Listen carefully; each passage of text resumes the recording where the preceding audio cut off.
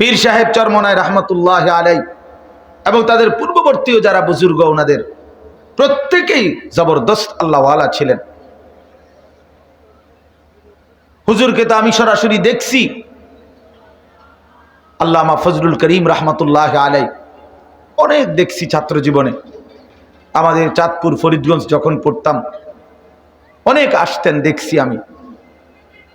তো উম্মতকে চোখের পানি ফেলে ফেলেই দিন বুঝাইছেন, চোখের পানি ফেলে ফেলেই দিন বুঝাইছেন। ফিকির ছিল উম্মতের চোখে পানি ঝরবে, কবরের ভয় আসবে, জাহান্নামের ভয় আসবে, আখিরাতের ফিকির আসবে। এই তো না, এই ছিল ফিকির, এই ছিল চিন্তা চেতনা। তো এই জন্য বললাম আমরা প্রত্যেকে এটা মনে রাখা চাই। আল্লাহ তাআলা বলছেন, এটা বান্দা আল্লাহকে ভয় করো, গুনাহ ছাড়ো, আদেশ পালন করো। তাকওয়া ঈমানের পরে কোরআনের সবচেয়ে বেশি ব্যবহৃত শব্দ হলো তাকওয়া। মহান আল্লাহ পাক রব্বুল আলামিন মুমিনের কাছে মূলত চাই কি? মুসলমানের কাছে তাকওয়া। তাকওয়া, ইত্তাকুল্লাহ, ইত্তাকুল্লাহ, ইত্তাকুল্লাহ। তাকওয়া দুই জিনিস, এক গুনাহ ছেড়ে দেওয়া, দুই আদেশ পালন করা। প্রথম হলো গুনাহ ছেড়ে দেওয়া। এই কথাটা বলতে চাই সবার কাছে, গুনাহ ছেড়ে দাও, আমিও আপনিও গুনাহ ছাড়তে হবে। গুনাহ, যেই কোনো মানুষ শুধু তসবিহ পড়েন, জিকির করেন, শুধু নামাজ পড়েন, নিজের ফরহেজগার ভাববেন না, ও নামাজি আমনে জিকিরকারী। ফরহেজগার বলে তাকে, আল্লাহওয়ালা বলে তাকে, আহলুল্লাহ বলে তাকে, দিনদার বলে কাকে? শুধু তসবিহ যে পড়ে, শুধু নামাজ যে পড়ে তাকে না বাপ। শুধু নামাজ যে পড়ে তারে নামাজি বলে, শুধু হজ যে করে তাকে হাজি বলে, শুধু রোজা যে রাখে তারে রোজাদার বলে, শুধু জিকির যে করে তারে জিকিরকারী জাকের বলে, কিন্তু পুরা দিন যে মানে তাকে দিনদার বলে। পুরা দিন যে মানে, সমস্ত গুনাহ থেকে বাঁচার হিম্মত যে করে তারে ফরহেজগার বলে। ফরহেজ অর্থ করা না, ফরহেজ অর্থ ছাড়া। আপনি জিগান হুজুর করে ফরহেজগার, আমরা যে বলি লোকটা ফরহেজগার, এই ফরহেজ মানে হলো বিরত থাকা, বিরত থাকা। ফরহেজ মানে করা না, ফরহেজ মানে ছাড়া। তার মানে কি? কি ছাড়া? গুনাহ ছাড়া। কি ছাড়া বলেন না? গুনাহ ছেড়ে দেওয়া, গুনাহ ছেড়ে দেওয়া। এজন্য মুমিনের মূল ডিউটি কি? গুনাহ বর্জন। প্রথম ডিউটি গুনাহ ছাড়া, দ্বিতীয় ডিউটি হুকুম পালন করা।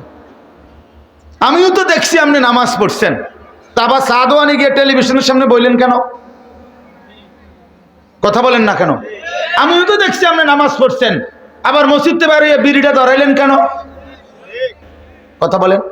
আমিও তো দেখছি আপনি নামাজ পড়ছেন, আবার দোকানে গিয়ে এত বড় কাঁচা মিথ্যা কথাটা কেমনে কইলেন? মালটা 3 নম্বর, আপনি দিগন 1 নম্বর। বাটপার। জাগাত দিয়ে আপনি 100 গ্রাম কম দিয়ে লাইলেন 1 কেজির মধ্যে। বলেন এত বড় বাটপারি কেমনে করলেন? আল্লাহ তো বলছে ওয়াইলুল লিল মুতাফফিফিন, ওজনে যে কম দেয় তার জন্য জাহান্নাম। কোরআন শরীফের আয়াত। ওজনে যে ঠকায় মানুষকে, জাহান্নাম তার জন্য। এই জন্য বাপ, ইত্তাকুল্লাহ, আল্লাহকে ভয় করো, আল্লাহকে ভয় করো। গুনাহ বর্জন করো, গুনাহ গুনাহ ছেড়ে দাও। আমিও আপনিও, জওয়ানও বুড়াও, এটা প্রধান জিম্মাদার। জামিয়া কারিমিয়া মাদ্রাসা কমপ্লেক্স, পদুয়ার বাজার, বিশ্ব রোড। অত্র প্রতিষ্ঠানের পাশে কুমিল্লা জেলায় ঐতিহাসিক চরমনাই মাহফিলের নমুনায় 3 দিন ব্যাপী আজকের এই ওয়াজ মাহফিল ও হালকায় জিকিরের মজলিসে দ্বিতীয় দিনে আল্লাহ তাআলাই আমাদেরকে আসবার, বসবার, আল্লাহর জন্যই জমা হওয়ার তৌফিক দান করেছেন। এজন্য আমরা সকলেই বলি আলহামদুলিল্লাহ। পবিত্র কোরআনুল কারীমের 28 নম্বর পারা, কোরআনুল কারীমের 59 নম্বর সূরা, আমাদের বলা যায় সকলের কাছে পরিচিত প্রসিদ্ধ সূরা, সূরায়ে হাসর। এই সূরায়ে হাসরের 3টি আয়াত 18, 19, 20 এইমাত্র আমি আপনাদের সামনে তেলাওয়াত করলাম। এই অল্প একটু সময়ের মধ্যে ইনশাআল্লাহ এই আয়াতগুলোর তরজমা, সংক্ষিপ্ত অনুবাদ আমি শুনাইতে চাই। যে কয়েকজনই শুনেন তো মনোযোগ দিয়ে শুনেন। মোবাইল নিয়ে নাড়াচাড়া করলে তো তেমন কোনো মনোযোগ হয় না, ফায়দা হয় না। এ হাতে ধরে মোবাইল নাড়াইলে নিজের জন্য কিছু আর শোনা হয় না। এই মোবাইলেই ছবি ওঠে আর এই ফালতু কাজেই জিন্দিগি যায়, জীবনটা এমনি এমনি শেষ হয়। এক সময় ফলাফল জিরো ছাড়া আর কিচ্ছু হয় না। কত ওয়াজ, কত বক্তৃতা, কত বক্তা মোবাইলে পড়ে আছে। এই জন্য এগুলোর দ্বারা তেমন উল্লেখযোগ্য কোনো ফায়দা হয় না। নিজের জীবনের পরিবর্তনের জন্য আল্লাহ ওয়ালাদের সরাসরি সোহবত, সান্নিধ্য, এটা খুব জরুরি। ঘনিষ্ঠ সান্নিধ্য, নিয়মিত আসা যাওয়া, নিয়মিত সম্পর্ক, সংস্পর্শ, এটা মানুষের জিন্দিগির পরিবর্তনের জন্য জরুরি। কোনো আল্লাহ ওয়ালার দীর্ঘদিনের সোহবত, সান্নিধ্য ছাড়া মানুষের জিন্দিগি পূর্ণ হয় না। দেখলাম দূর থেকে, সালাম দিলাম, হাত উঠাইলাম, অথবা সাফাসাফি জাতাজাতি করে একটু মুসাফা করলাম, হাত লাগাইলাম, খালাস না, খালাস না, এতটুকুই যথেষ্ট না। বরং জিন্দিগি পরিবর্তনের জন্য কোনো হক্কানি, রব্বানি, মুত্তাকি, আলেম দ্বীন, আল্লাহওয়ালা বুজুর্গের ধারাবাহিক সান্নিধ্য জরুরি। লাগাতার নিয়মিত আসা যাওয়া করা, নিয়মিত নিজের হালাত পেশ করা, নিজের দিলের হালাত, জিন্দিগির হালাত জানানো, এবং তার প্রেসক্রিপশন, ওনার সংশোধন, যেটা বলেন সেটা নিয়মিত আমল করে বাস্তবায়নের চেষ্টা করলে মানুষ আল্লাহওয়ালা হয়, আহলুল্লাহ হয়। আমাদের একজন বড় বুজুর্গ আছেন, খুলনার হজরত,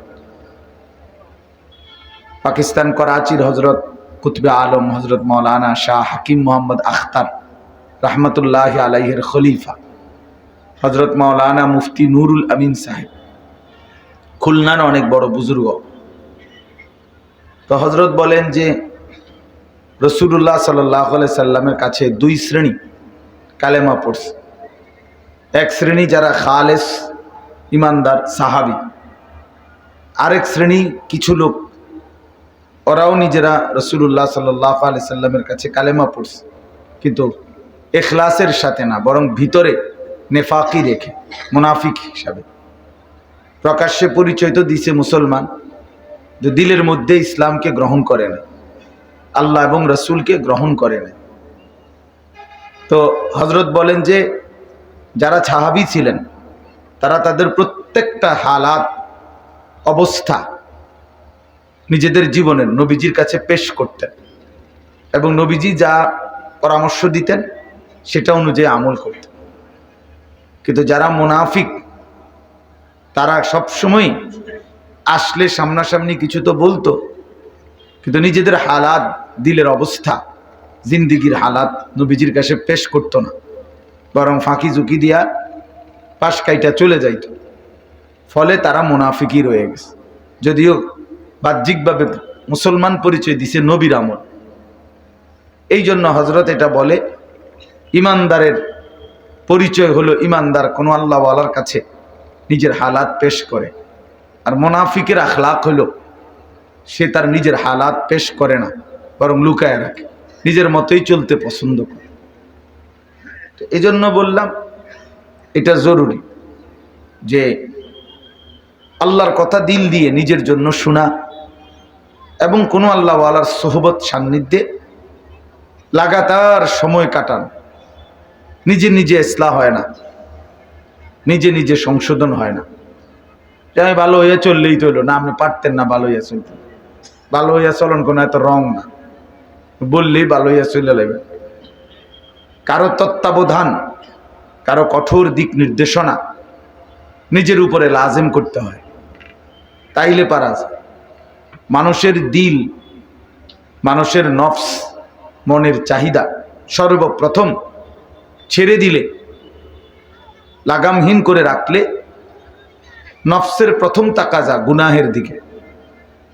ইন্নান নাফসা লাআম্মারাতুম বিসসু, প্রতিটা মানুষের নফস, মনের চাহিদা গুনাহের দিকে প্রচন্ডভাবে প্রেসার দেয়, গুনার দিকে ধাবিত করে খুব বেশি। কোরআন শরীফে আছে ওয়া নাফসি ওয়া মা সাওয়াহা ফাআলহামাহা ফুজুরাহা ওয়া তাকওয়াহা। এই যে ফাআলহামাহা ফুজুরাহা, নফস প্রথম ইলহাম করে অন্তরে গুনাহের প্রতি। ফুজুর মানে গুনাহ। মনের চাহিদা প্রথম হলো গুনার দিকে, মনের চাহিদা প্রথম হলো নাফরমানির দিকে, মনের চাহিদা প্রথম হলো অবহেলার দিকে, অলসতার দিকে। তো ওইটারে ফাঁড়া দিয়া, জাঁতা দিয়া, চাপ দিয়া এর উপরে নেক কাজ করতে হয়। মন প্রথমে চায় ফজরের নামাজে না উঠি, তো ওইটারে শক্ত করে দইরা যে না, নফস তোমার মতো হইলে হবে না, আমার আল্লাহর হুকুম, আমাকে উঠতেই হবে। এটা আমল করতে হয়, আল্লাহর হুকুম মানতে হয়, নিজের নফসের বিরোধিতা করে, মনের চাহিদার বিরোধিতা করে।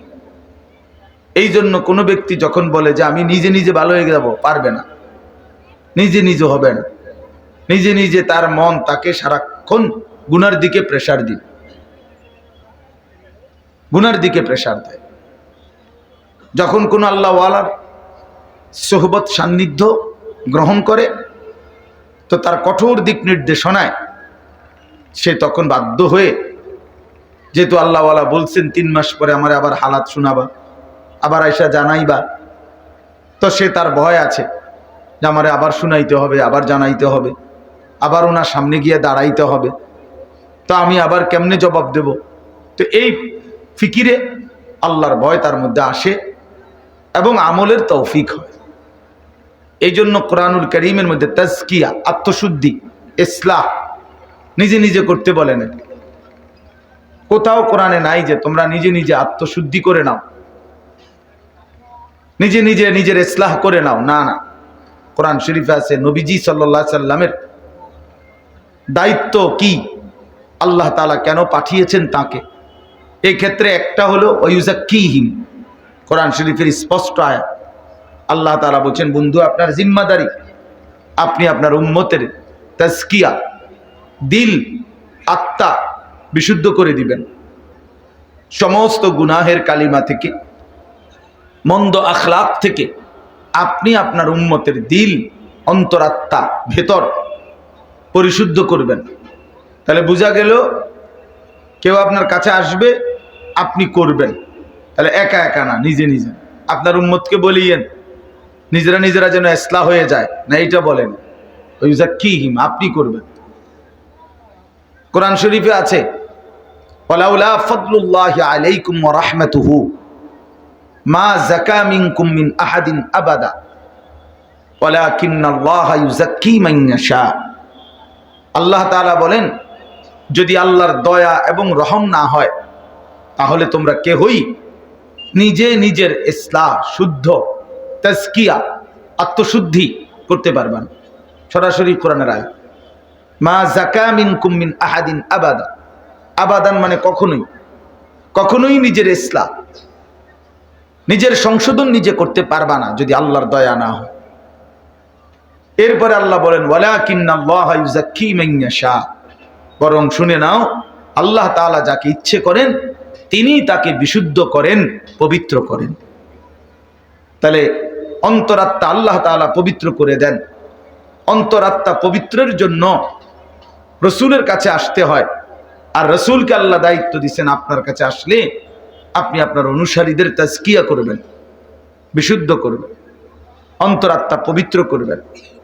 এই জন্য আস্তে আস্তে ভালো হয়ে যাবে, আস্তে আস্তে ঠিক হয়ে যাবে। এই আধুনিক অভিভাবকরা, দুনিয়াদাররা, জেনারেল লাইনের এই বুদ্ধিজীবী পণ্ডিতরা নতুন করে এই মতবাদ চালু করে দিছে মানুষের জেহানে, মুসলমানদের ভিতরে, যে বাচ্চাটাকে নিজে নিজে বাড়তে দাও। ইউর লাইফ ইউর চয়েস, জীবন তোমার, পছন্দ তোমার। এটা আধুনিক স্লোগান। জীবন তোমার, পছন্দ তোমার, সবকিছু তোমার পছন্দ, তুমিই করবে না। এটা ইসলাম বলে না, এটা কোরআন বলে না, এটা কখনোই না। আধুনিক কথা হলো এটা। হেসে খেলে আদরে আহ্লাদে বাচ্চাকে বেড়ে উঠতে দাও, সে নিজের মতো করে বেড়ে উঠুক, কেউ যেন বাধাগ্রস্ত না করে তাকে, নিজের মতো করে বেড়ে উঠুক, হেসে খেলে বেড়ে আস্তে আস্তে ঠিক হয়ে যাবে। অথচ ফেলে রাখলে, অনাদরে অবহেলায় রেখে দিলে, একটা লোহা পর্যন্ত, লোহা মাটির মধ্যে ফেলে রাখলে একটা সময় লোহাটাও মাটি হয়ে যায়। এই জন্য ফেলে রাখলে লোহাও মাটি হয়ে যায়। তাহলে ফেলে রাখলে আস্তে আস্তে বাচ্চা ঠিক হবে না, বরং আস্তে আস্তে বাচ্চা নষ্ট হয়ে যাবে। তাকে কেউ না কেউ নজর রাখতে হবে, কেউ না কেউ তার সংশোধন করতে হবে, কেউ না কেউ তার ইসলাহ করে দিতে হবে, নাই তো সে জীবনেও নিজের থেকে পারবে না, শিখবে না, এটা হবে না। এটা পৃথিবীতে কোরআন সুন্নাহর কোনো রীতি না। রাসূলুল্লাহ সাল্লাল্লাহু আলাইহি সাল্লাম ছোট্ট সাহাবীকেও ছোট্ট বয়সেই তরবিয়ত করছেন, শিখাই দিছেন, শুধরায় দিছেন, ধরায় দিছেন।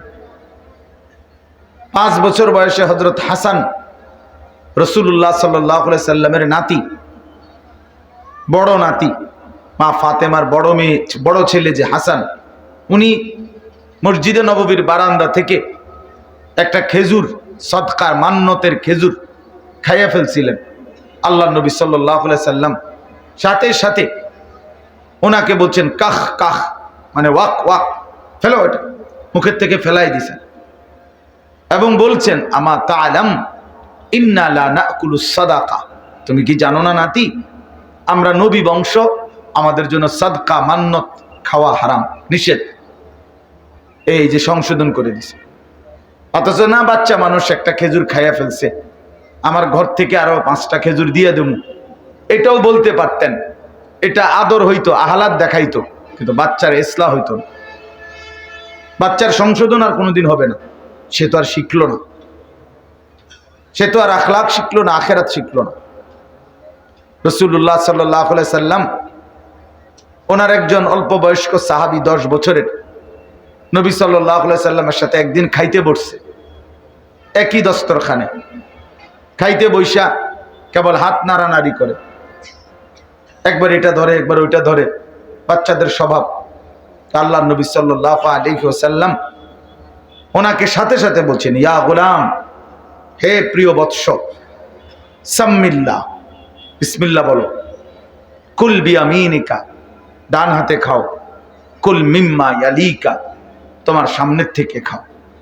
এই যে সংশোধন করে দিছে, বিসমিল্লাহ বলো, ডান হাতে খাও, সামনের থেকে খাও। না, বাচ্চা মানুষ আস্তে আস্তে ঠিক হয়ে যাবে, আস্তে আস্তে কম বছর ঠিক হইব। 18 বছর বয়স, 18 বছর হওয়াতে দেয় অনেক খারাইয়া মতে, একদিন ছেড়ে দেওয়াতে এখন যে খারাইয়া মতে, সারাদিন মোবাইল টিপে, সারা রাত উলঙ্গ ছবি দেখে।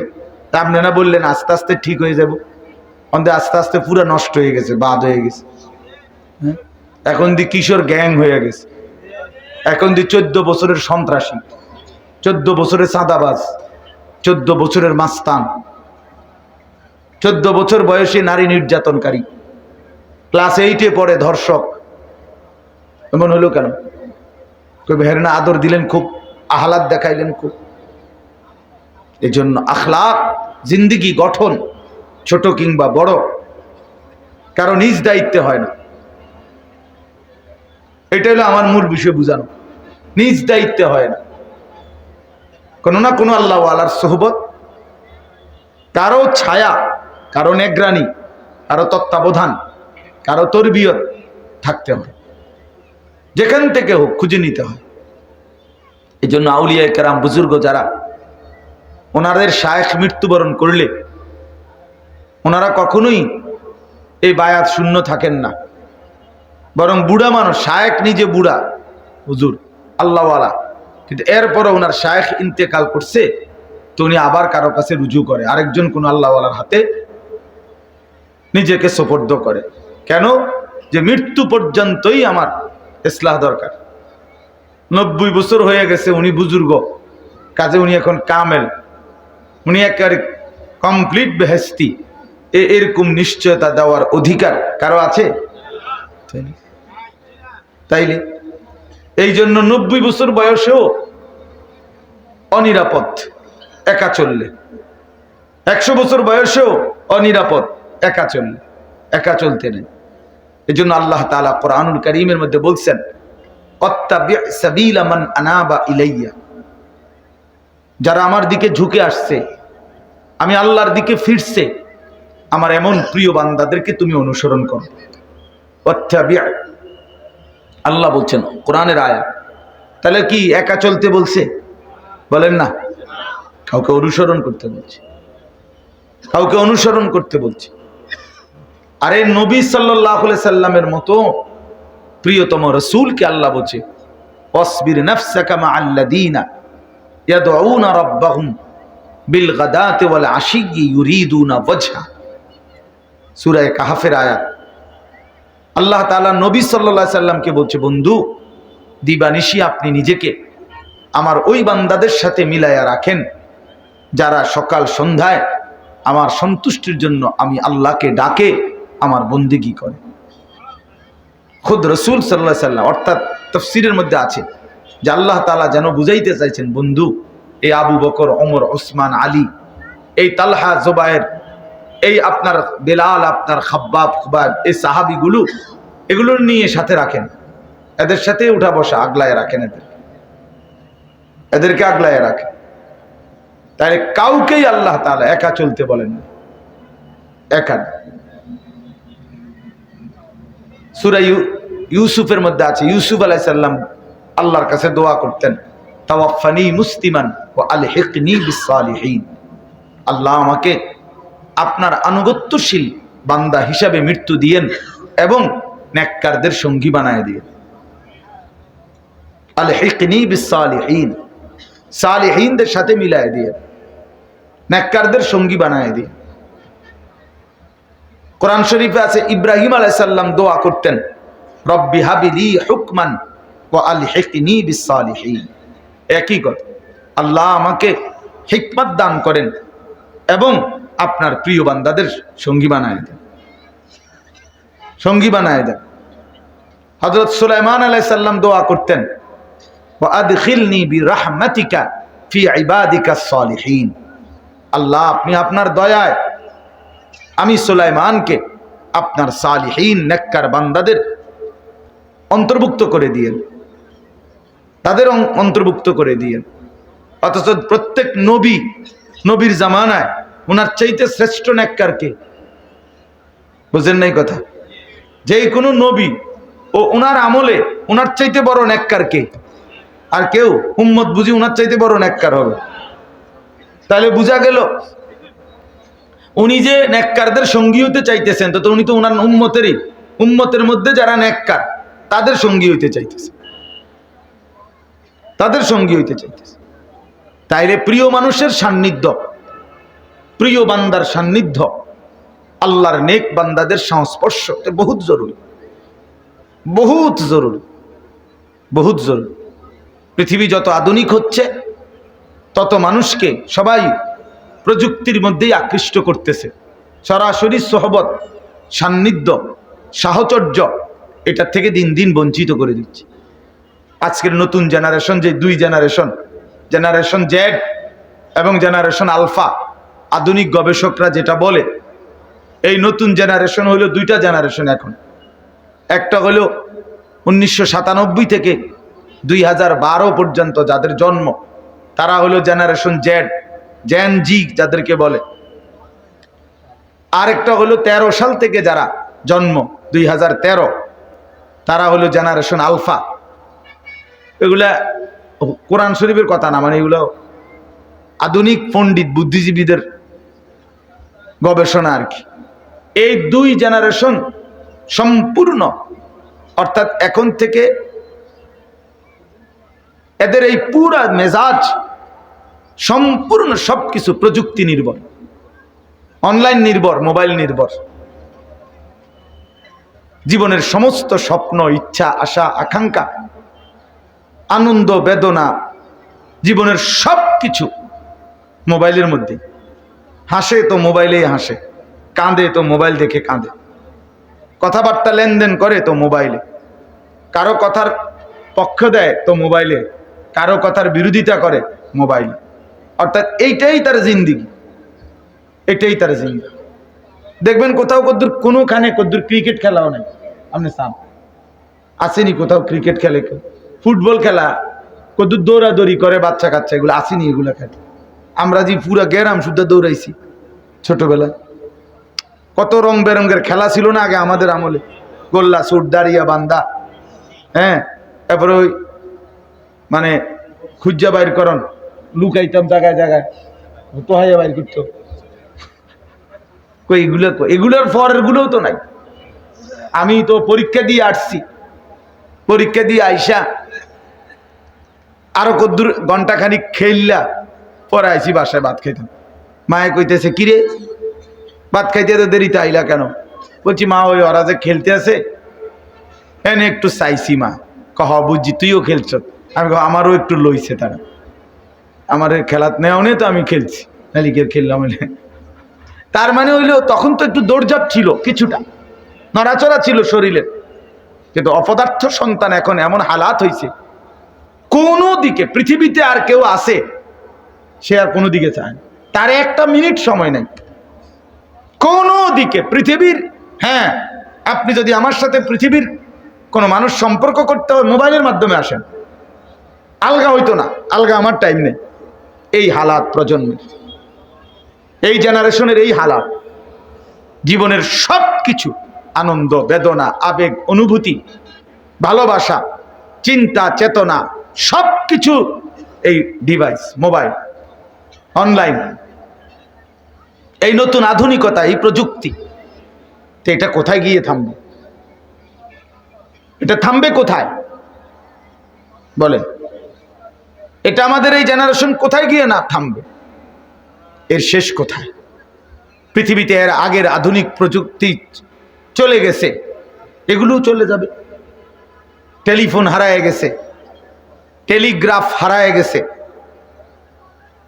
ডাকপিয়নের চিঠি হারায় গেছে, এরপরে ফিতাওয়ালা ক্যাসেট, এগুলো ছিল না আগে, এগুলো আছে অন, তো এগুলো হারায় গেছে।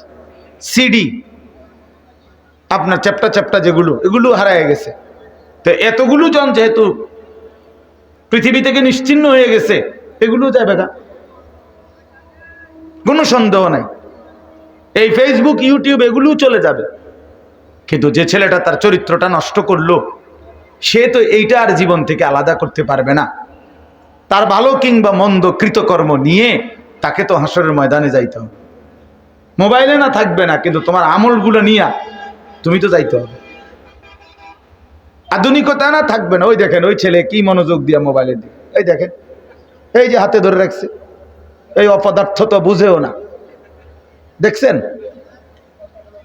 দেখছেন, হে বুঝেও না, যে কারে বলে হে বুঝেও না।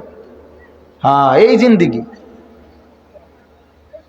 অসভ্য জিন্দিগি, কোনো লজ্জা শরম নাই, কোনো হায়া অনুভূতি নাই।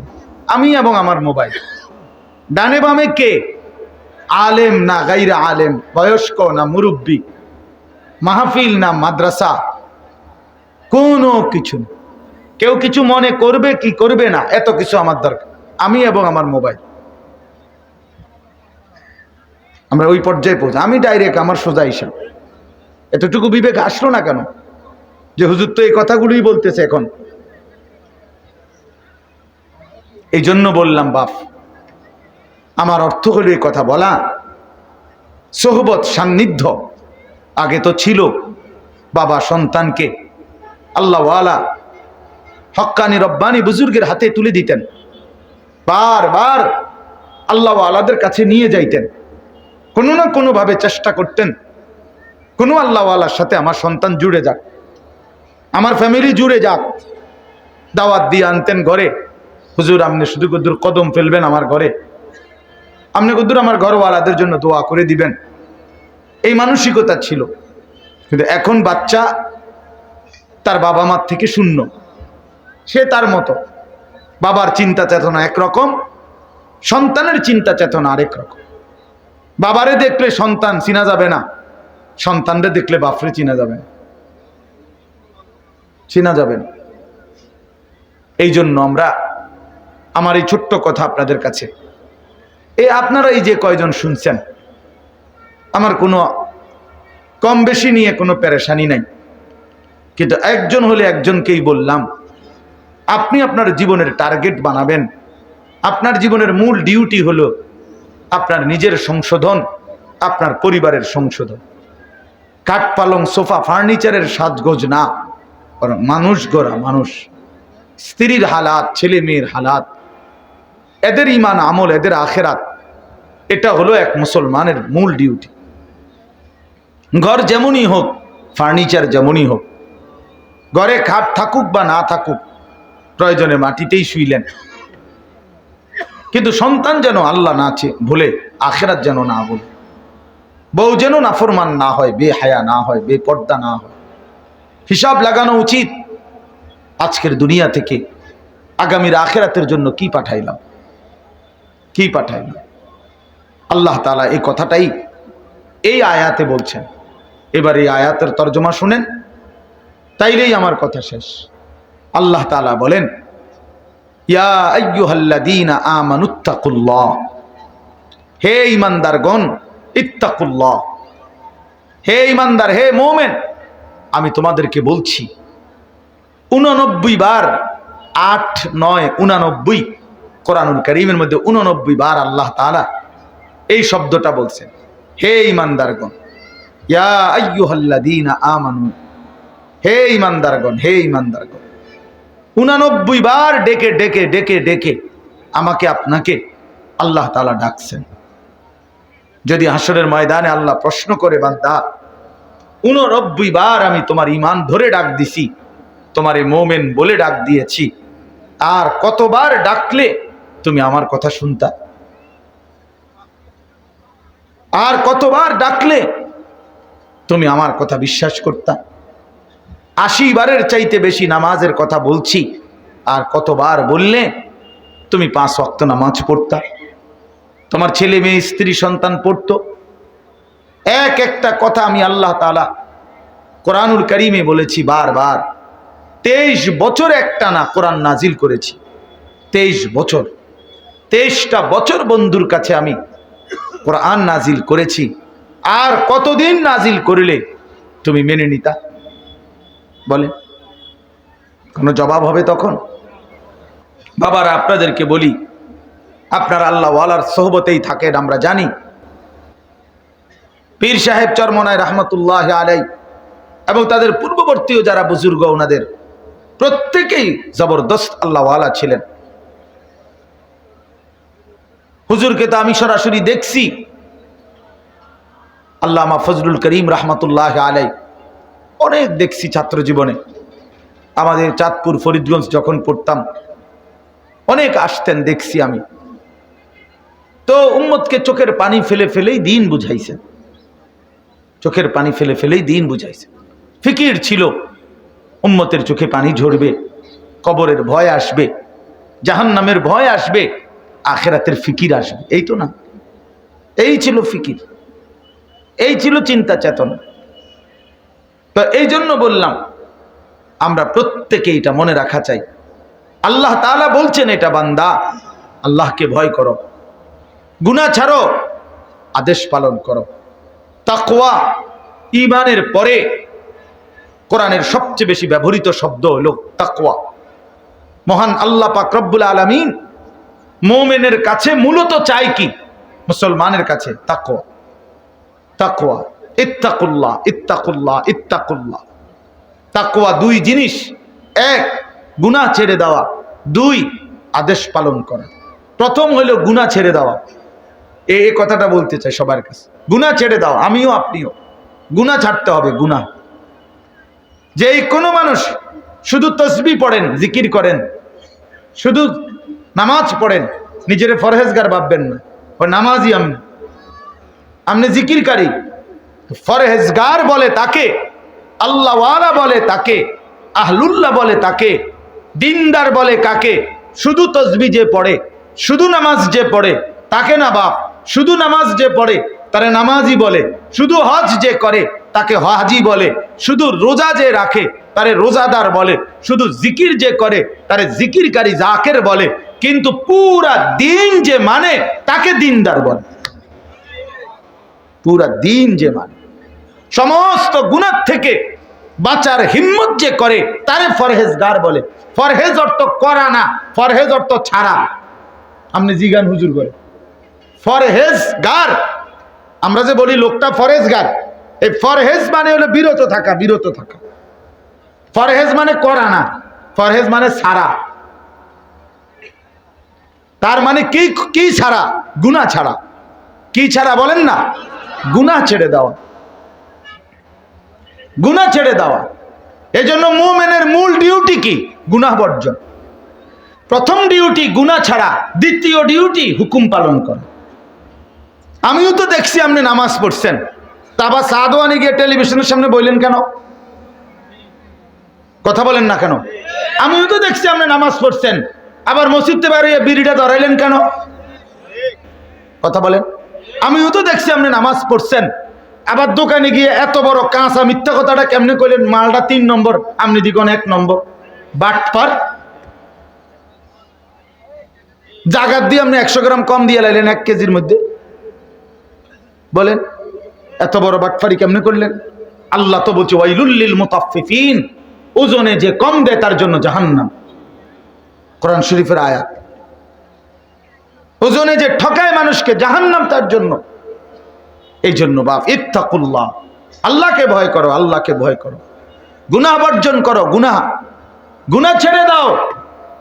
আমিও আপনিও, জওয়ানও বুড়াও, এটা প্রধান জিম্মাদার। এরপরে আদেশ পালন। যে গুনাহ বর্জন করে আল্লাহর দয়ায় আদেশ পালন, হুকুম পালন তার দ্বারা হতেই থাকে। গুনাহ বর্জন করার পরবর্তী ফলাফল এটাই, হুকুম পালন হয়েই যাবে। যে একের সোজা বাংলা কন, যে মিথ্যা বলে না তো তার বাকি কথা তো সত্য কথা, এটার কন লাগেনি। বুঝছেন না আপনি কথাটা? যে হারাম রোজগার করে না তার যে বাকি রোজগার সব হালাল, এটা বুঝানোর কিছু কম লাগেনি। এটা কি কইব? আর এটা এটা তো বুঝাই গেছে। যে নারী দেখে না, ছবি দেখে না, নাটক দেখে না, বাটপারি সিটারি করে না, ফালতু কাজে সময় নষ্ট করে না, তো তাইলে তার যে বাকিটা সময় জিকির তেলাওয়াত আল্লাহর ধ্যানে কাটবে, এটা কি আর বলতে হয়? এই তাহলে গুনাহ ছেড়ে দিলেই নেকি চলে আসে, নেকি চলে আসে। শুধু এই ময়লাগুলো, এই যে কয়েকটা ঘাস, কয়েকটা খের, এগুলো লাগছে আপনার ইন্ডিয়া ড্রেনটার মুখে, আপনি এটি কিন্তু শুধু সরাই দেন, পানি আপসে আসবে। কথা বোঝেন নাই আপনি? আপনি শুধু ওই মুখের কি করে দেন, এটি এগুলো একটু সরাই দেন। এই যে কয়েকটা ঘাস পড়ছে, পাতা পড়ছে, এগুলো ড্রেনের মুখ থেকে সরাই দেন, পানি রেডি আছে, স্রোত রেডি আছে। আপনি শুধু এগুলো সরান, এগুলো সরাইলেই দেখবেন পানির স্রোত আসতেছে। ঠিক আপনি গুনাহ ছেড়ে দেন, দেখবেন ইবাদত, জিকির, তিলাওয়াত, আল্লাহর গোলামি, বন্দেগী হতেই থাকবে, হতেই থাকবে, হতেই থাকবে। আল্লাহ আমাকেই তৌফিক দান করেন। ওয়ালতানদুর নাফসুম মা কদ্দামাত লিগাদ। আল্লাহ তাআলা বলে, লক্ষ্য রেখো বান্দা, প্রত্যেকটা প্রাণ, প্রত্যেকটা আত্মা তোমরা হিসাব করো, লক্ষ্য করো, খেয়াল করো, হিসাব রাখো আগামীকাল আখিরাতের জন্য আজকের দুনিয়া থেকে কি পাঠিয়েছ। একদিন গেল, আখিরাতের কি হলো? এক সপ্তাহ গেল, আখিরাতের কি হলো? এক মাস গেল, আখিরাতের কি হলো? এক বছর গেল, আখিরাতের কি হলো? আল্লাহ বলছেন ওয়ালতানদুর নাফসুম মা কদ্দামাত লিগাদ। অতএব আমাদের জিম্মাদারি এই দুনিয়ায় থাকতেই, এই হায়াত থাকতেই, এটুকু সময়ের ভিতরেই এখনই যোগ বিয়োগ মিলায়ে নিতে হবে। আমার আখিরাতের কি হবে? আমার আখিরাতের কি হবে? আমার আখিরাতের কি হবে? হাসিবু আনফুসাকুম ক্বাবলা আন তুহাসাবু। নবীজি বলেন, তোমার হিসাব আল্লাহর পক্ষ থেকে নেওয়ার আগেই তুমি নিজের হিসাব নিয়ে নাও, তোমার হিসাব তুমি মিলায় ফেলো।